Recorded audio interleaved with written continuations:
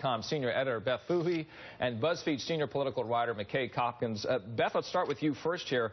So harsh detention conditions that we're hearing reports of right now.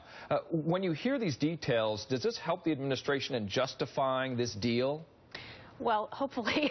I mean, my first reaction when I saw that was perhaps now Republicans who were so quick to condemn this whole thing, of course, after they had insisted that President Obama bring him home as quickly as possible, once he started to not look like the model soldier and there's all these questions about the circumstances of him leaving the base, they jumped out and were so quick. Now finding out that he was perhaps, or it sounds like, the subject of torture, extreme torture, will make them think again whether they should be so outspoken against him until the facts are known through some of these hearings that are going to take place this week in Washington.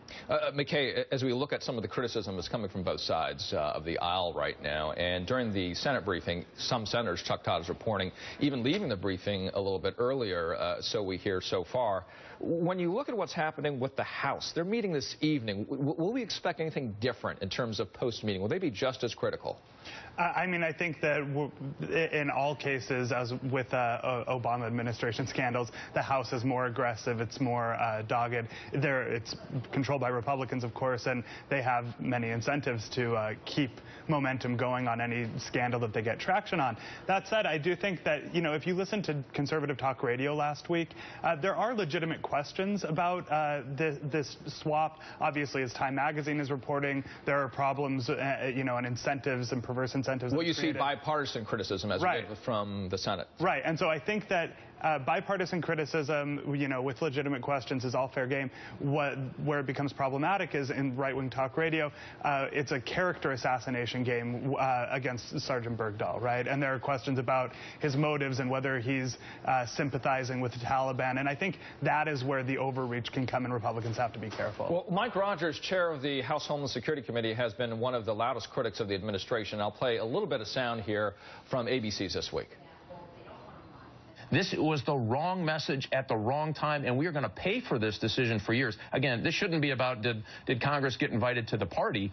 This is all about this honest discussion about what the ramifications of this are. So you're very clear. A New York Times headline reads, critics of POW swap question the absence of a wider agreement. Rogers and Dianne Feinstein in the Senate say any prisoner swap should have included a condition on the Taliban renouncing international terrorism. So, Beth, to you on this one, when we consider and of course there's that death threat that the parents supposedly have received, according to the FBI, that we're hearing at the moment. When you look at some of the conditions around it, does the administration need to say more about what is happening, including that? Oh, yeah. There needs to be a lot more transparency about this. The administration kind of got out ahead of itself by having the big Rose Garden ceremony, bringing the parents out, treating this as it was nothing but a purely wonderful event. And then, of course, all these questions arose, which the administration had to know were going to come up. So to sort of get out there so ham-handedly so early does surprise me a little bit. So certainly there needs to be a lot more transparency. Okay, so maybe there's some backfilling politically here. McKay, to you on this. We're looking at the Defense Secretary, Chuck Hagel, Wednesday, who will have to testify. What's the messaging required to get ahead of this if they are behind on it? Well, I think the message we've seen so far, and that they'll probably try to drive home more aggressively,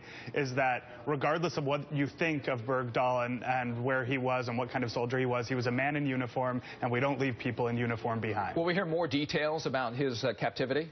I mean, I think the administration and certain elements of it want to get out front and talk about that and create a more sympathetic case. But it's give or take. It's give and take, because there are also going to be details that come out, certainly from soldiers who served with him, who further question his integrity and his service. And so the more you dive into that element of the story, you're going to get elements that support both sides of the argument. McKay Coppins, Beth Fouhy, thank you both so much for giving us perspective on that topic today. Checking the news feed this morning for you.